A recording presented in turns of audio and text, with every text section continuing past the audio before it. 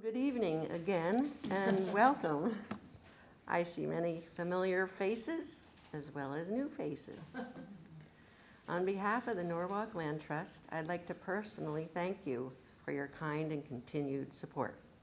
I know many of you recently attended the annual Farm Creek Vernal Equinox. In addition to the Kindred Fellowship, the attendees, both children and adults, told us how much they enjoyed the educational table sessions and displays that we have in the barn. In continuing Norwalk Land Trust's commitment to education and awareness, we're delighted to welcome tonight Domiinique Browning. After a successful career as an editor with several national magazines, including House and Garden, Esquire, Newsweek, Domiinique turned her voice and pen to the issue of clean air. She co-founded Mom's Clean Air Force, a national nonprofit with over 1.3 million members and offices in more than 15 states. Domiinique is vice president of the Environmental Defense Fund and frequently appears before Congress. She's the recipient of the National Audubon Society's Rachel Carson Award. So please join me in extending a warm and respectful Norwalk Land Trust welcome to Domiinique Browning. I'm honored to be here. I grew up in Stamford, actually, in North Stamford, so I know this part of the world and love it. And it makes me sad when I go home, or what was home, and see old trails paved over because they haven't been preserved. Forest bathing, by the way, there are many books now published about this. I've reviewed them. It's kind of scandalous that a walk in the woods has become branded that way, but okay. When Tanis Lazarus got in touch with me and mentioned her connection to Richie Lazarus, who recommended me, my jaw dropped because Professor Lazarus is one of the gods in my pantheon. I've never heard him called Richie. His scholarly legal work in administrative law, regulatory law, has been a guiding light for many of us, especially at Environmental Defense Fund. In fact, he sits on the board as an advisor, as a legal advisor. What you do by conserving land is such important work, and it actually dovetails nicely with what I'm now doing as an advocate for clean air and a safe climate. So I thought I would just tell you about my journey, how I got to the world of environmental NGOs from the magazine world. I kind of have the vanishing resume as magazines fold in my footsteps and I move on, or they become unrecognizable, but that's okay. I sort of got out at a good time. House and Garden folded probably 2007. And I never would have predicted that I would become involved in environmental policy and politics, but now that I am, it makes perfect sense. I also never would have believed if you had told me that everything I needed to know about how to make political change I learned in the garden.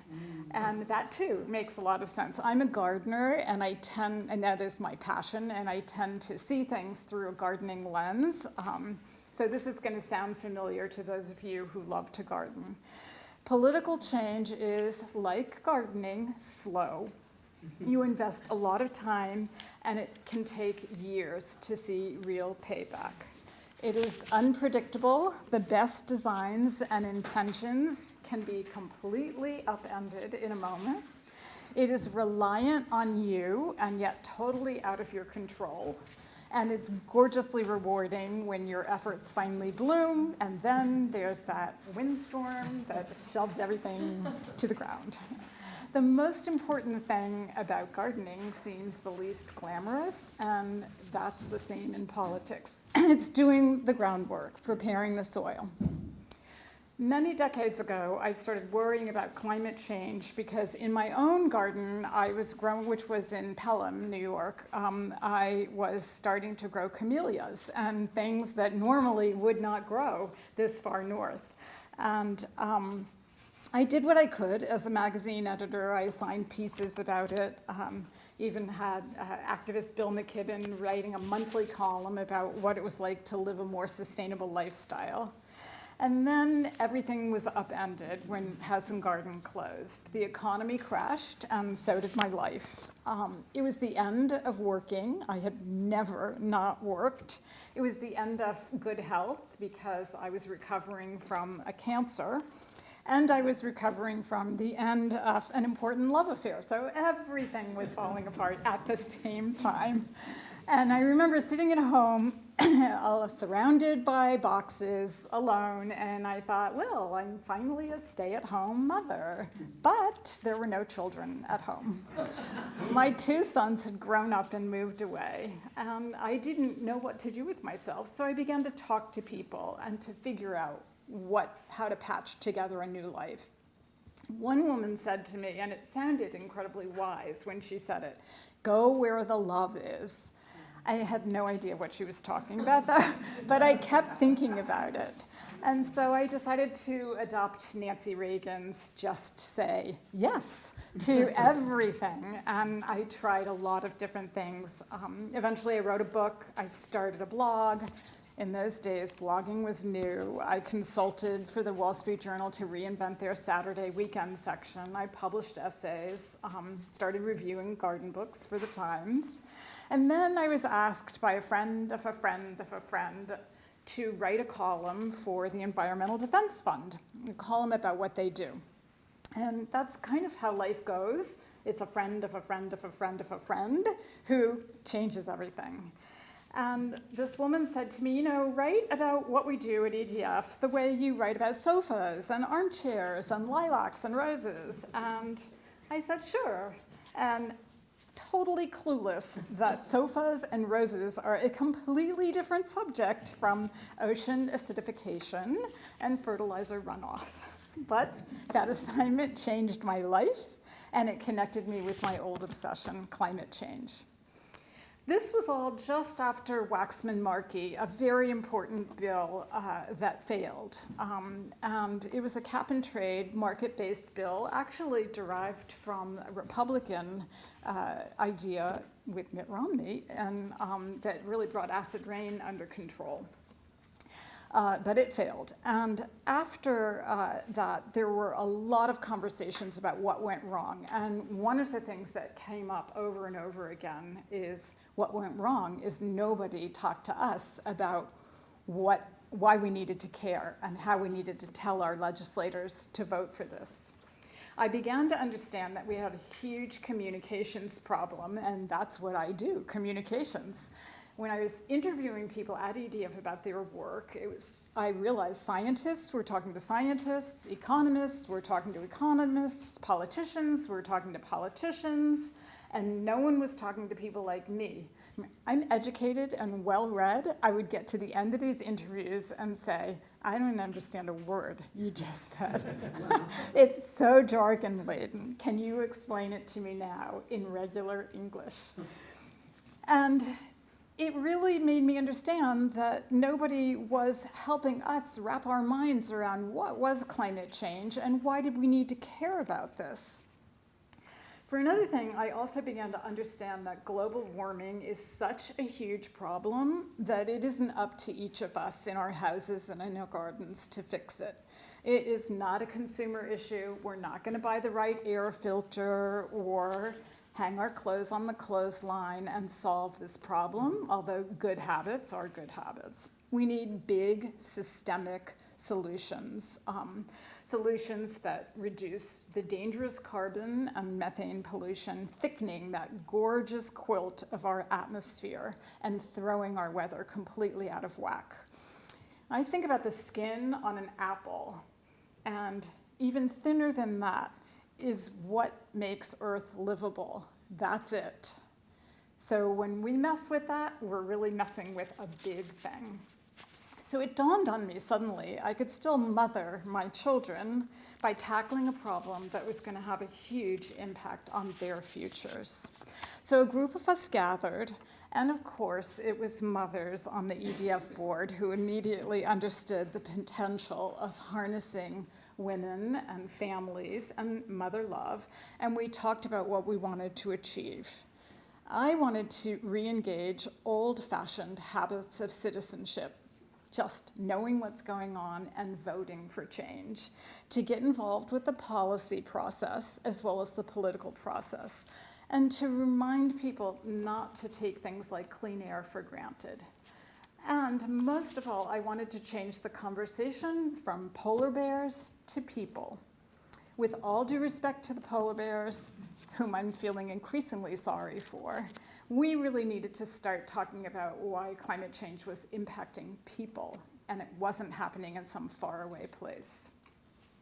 I'm very proud to say that after all these years, we've successfully changed the conversation.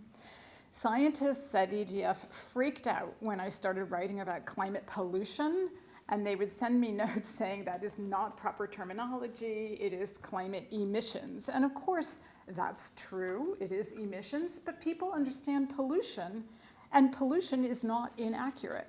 And now everybody's talking about climate pollution because pollution is something you can do something about. The needle of awareness on this issue is moving. We're never going to budge the most stubborn deniers, but I actually worry a lot about all of our friends and neighbors who are inside of the squishy middle. We get it, but we're not really sure what can be done about it. We've recently helped pass historic investments in stopping climate pollution and supporting climate solutions.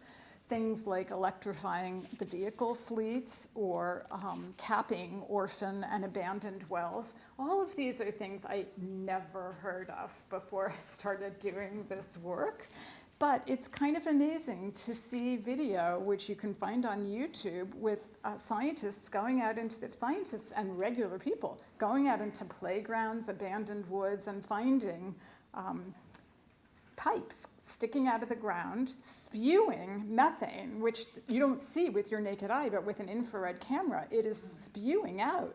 And not only is it an incredible waste of energy, it's full of other toxic emissions. Moms Clean Air Force now has over 1 million members. We're doctors and lawyers and nurses and teachers and engineers and homemakers and gardeners. We are Republicans, we are Democrats, and we actually talk a lot about being mom partisan because we don't believe that clean air should be a partisan issue.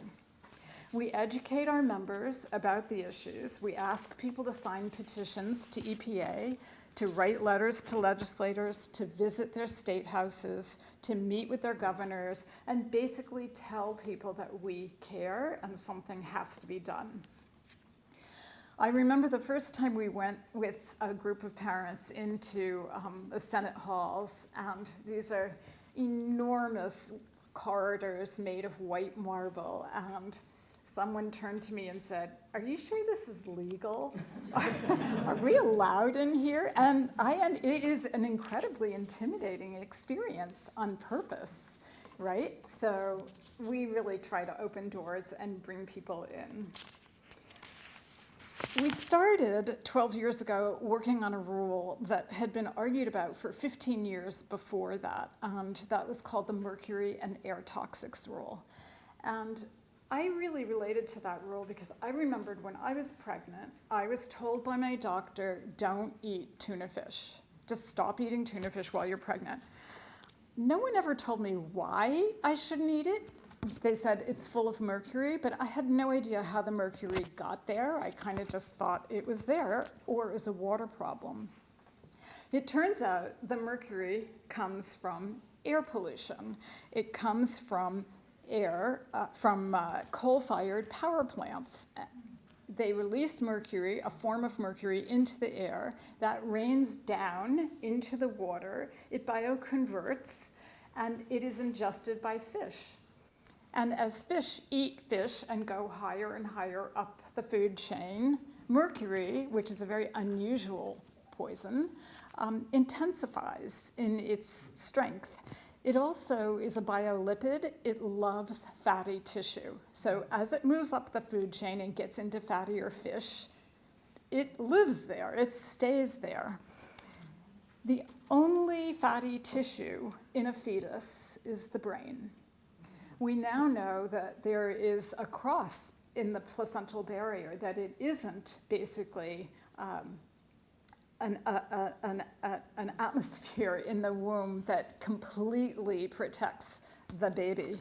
And so the mercury crosses the blood-brain barrier, goes into the fetus, and goes directly to the fetus's brain, because that's where the fatty tissue is. I was dumbfounded when I learned about that, and I couldn't even believe that there were people who wanted to defend the right of a coal plant to spew mercury into the air, particularly when there was US-made technology that was not very expensive that could be put on a coal plant. In fact, the company in Colorado was selling most of its equipment to China, where they were trying to get this problem under control. We eventually did win a victory, and a lot of the coal plants now are outfitted with this technology to scrub and filter mercury out of the emissions. But it's also true that the most rackety old plants shut down. And that's really good news for the climate, because we don't need those plants. We don't need those plants. I just want to stress again how much we believe that climate change and air pollution should not be a partisan issue. Each one of you can do your part engaging with neighbors and friends on this. The Clean Air Act was signed into law by Richard Nixon. It was strengthened most significantly by George H.W. Bush. So there was a time when it was considered a nonpartisan and incredibly important thing for all of us to share in.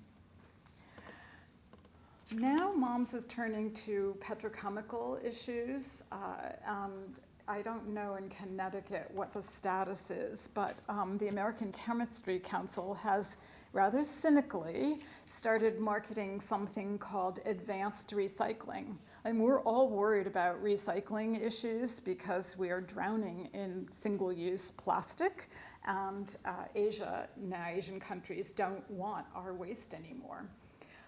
So under the Trump administration, the council and lobbyists convinced the EPA to reclassify plastic incineration facilities as advanced recycling plants. And this is as crazy and cynical as it sounds.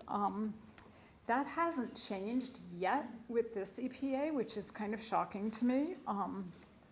And what's happening now is that the plastics industry is lobbying state by state to change state laws so they can circumvent EPA altogether and get these plants built. There are only about 30 of them now, of these advanced recycling plants. But there are 500 slated to come, and they are all across the country. And essentially what they're doing is figuring out a way not to be classified as incinerators so they can evade clean air rules. It's like mercury. You walk into these situations and think, this can't possibly be true.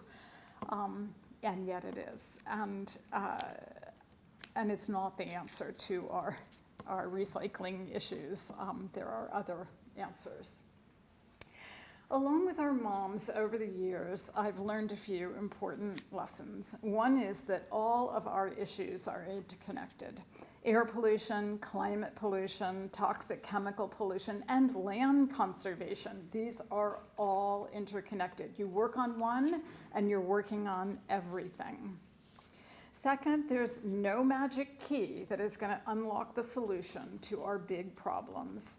No single march will do the trick. No single conversation, no single meeting, not even a single law or rule. And I think about this all the time when I see our beloved young people out there marching and shouting and screaming or throwing paint on paintings, throwing soup on paintings, as I recently saw in the news. And I just think you have no idea what it takes to move this needle. There is only steady chipping away, showing up keeping at it every single day for years. It's kind of like gardening. Just a few strong voices can make all the difference in the world to the world. I actually, compared to where I was 6 or 7 years ago, when I thought, oh, it really matters to have 30,000 signatures on a petition, it does really matter. But what matters even more is 3 people sitting in a congressperson's office and saying, hey, I really care about this investment in technology, wind technology, solar, whatever it is. And that gets through. It's incredibly important. Every single voice matters, everyone, every phone call matters. It makes a huge difference if each and every one of you, every single time you visit a legislator, tell her that you care passionately about curbing climate pollution. You make a huge difference. You must. And we really are in a race of our lives. Social scientists tell us frequently that it isn't good to scare people too much, and I'm sure that's probably true, but I don't really think we are scared enough, and we're not doing enough. And as a consequence, I think our children are on the way to being scared into hopelessness. I can't tell you how many times I have talked to groups of people and had young people come up to me and say, should I bring a baby into this world? Is this a safe world to bring a child into? And it reminds me so much of conversations we had in the 60s and 70s. The threat of mutually assured destruction. That's what we were talking about then. And this is the same thing, mutually assured destruction. I always tell young people, yes, of course, if you want a baby, have a baby, because babies are hope, and we are running on hope. I also love what a climate scientist, who's also a law professor at NYU, Michael Oppenheimer, said to me. He was a real child of the 60s, and marched for peace and against nukes. He said, the reason I choose to be an optimist, is because it is sheer arrogance to think that you know how the story is going to turn out. You don't. Nobody knows. We never know what is going to be the thing that is going to turn the tide. And that's kind of a wonderful thing to think about. I love that he said that to me, and I share it wherever I can. I am not by nature an optimistic person, quite the opposite, and I can do melancholia with the best of them, but I think that you have to choose to be hopeful and positive and to keep working, and the work itself feeds that hope. So basically, I want to end by saying that I do what I do, and we all do what we do out of love and for love. Love is not a very fashionable word, politically speaking, but it is a very powerful one. We have to believe that love will win the way. So please, while you conserve lands, also use your remarkable energy to help conserve the very planet on which all these beloved parcels sit. It's an equally worthwhile investment. We need your strength, your vision, your creativity, your steadfastness, and your love. Thank you.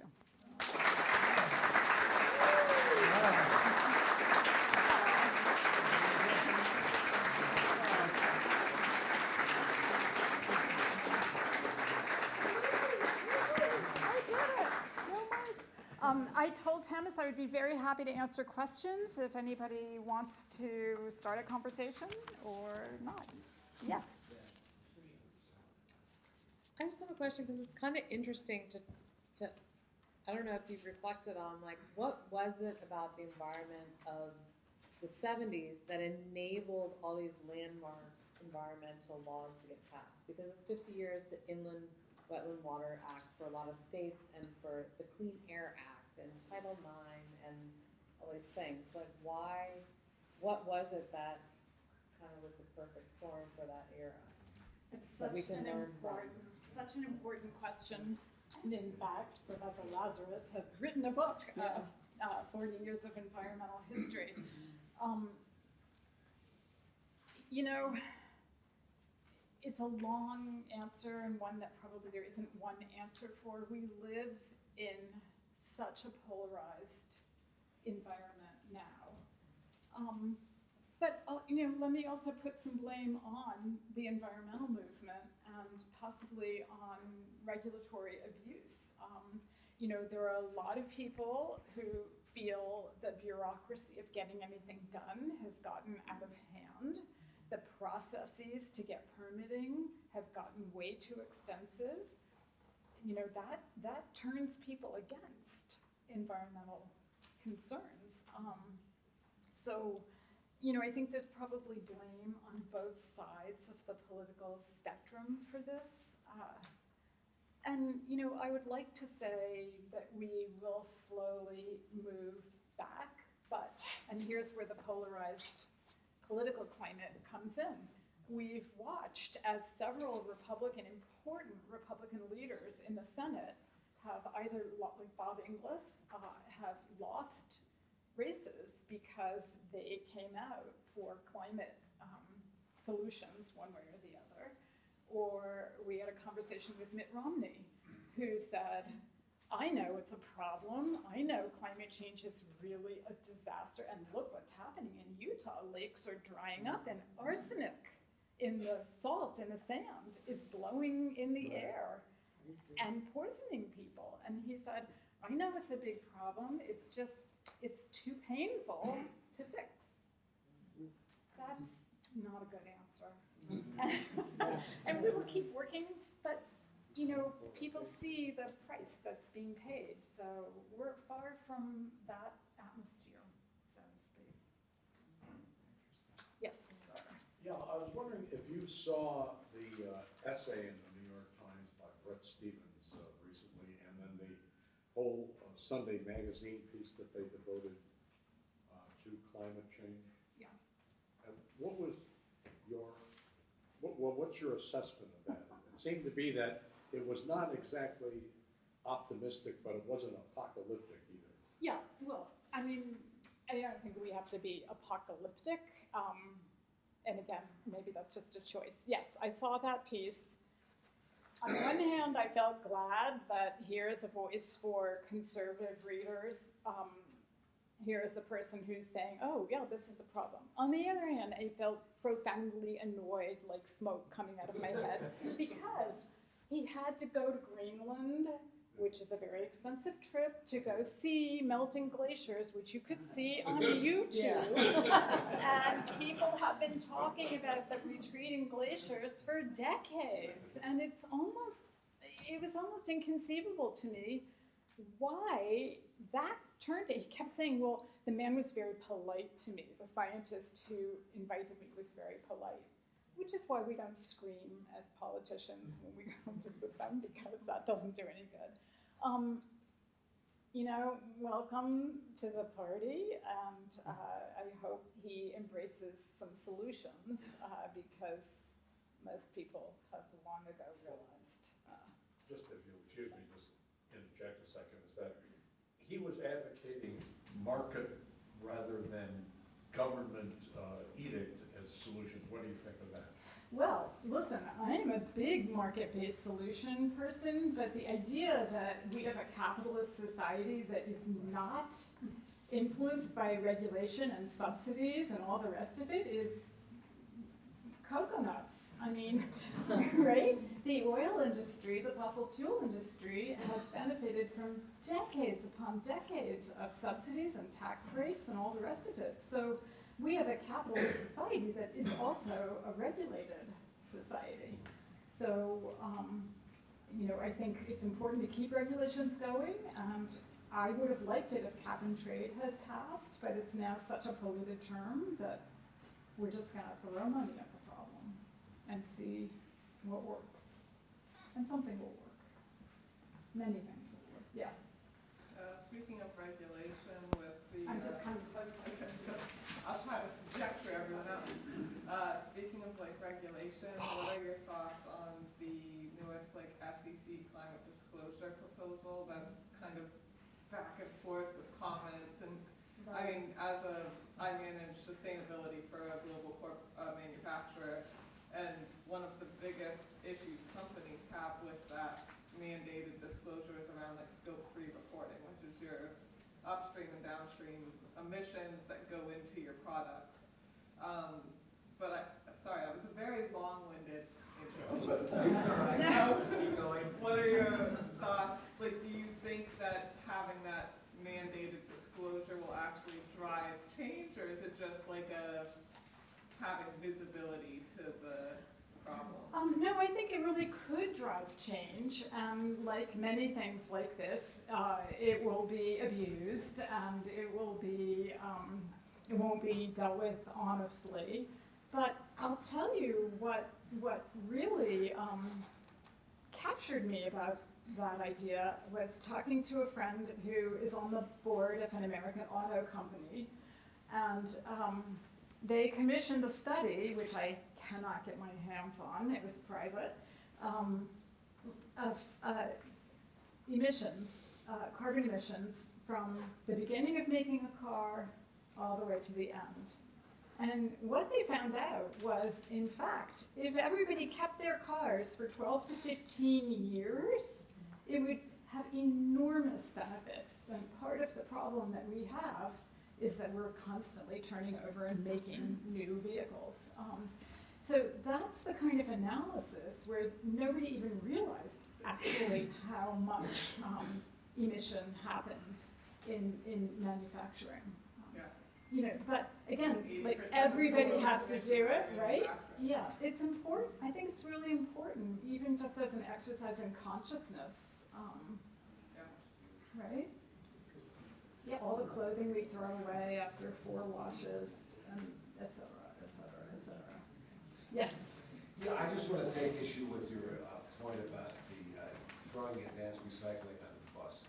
Oh, Mechanical recycling can only go so far with so many plastics. There are a lot of plastics and other materials that cannot be mechanically recycled.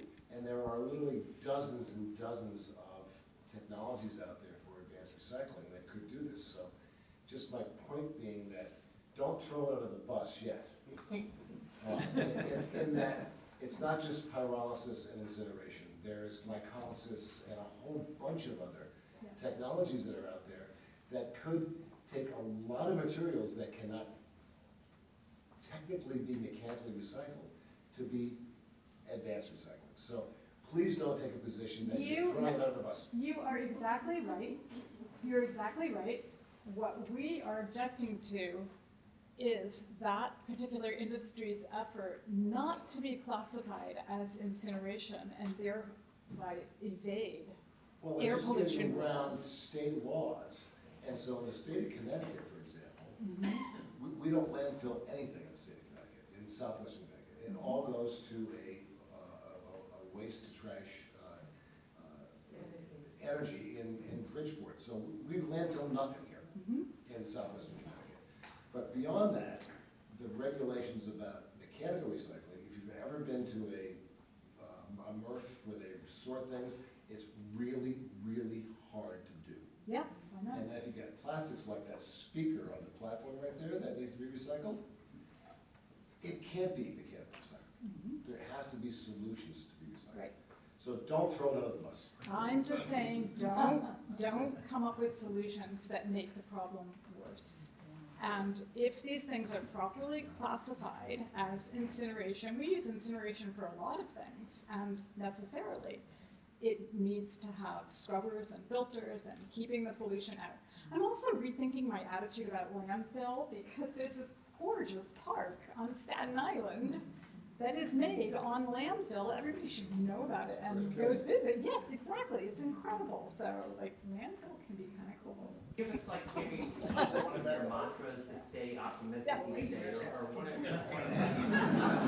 often will bring up with friends and acquaintances in terms of like just trying to help them understand. You know, I think that if I were not doing this work, I would probably be curled in a fetal position in a corner somewhere some days. So one of my mantras is just keep getting up and engaging one way or the other.